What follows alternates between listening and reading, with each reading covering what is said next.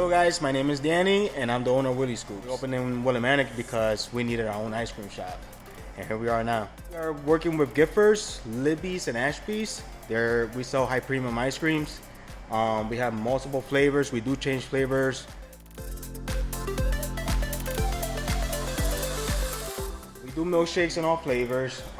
We do root beer floats, Coke floats.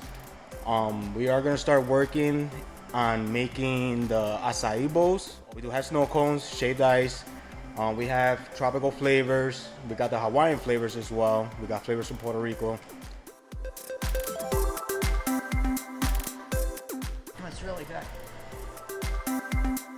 This one is pistachio nut.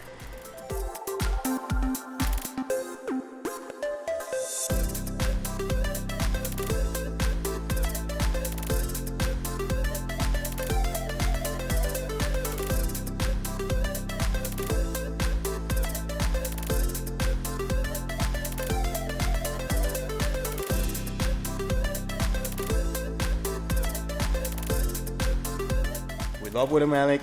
We own here, we work here, we live here. So come and check us out.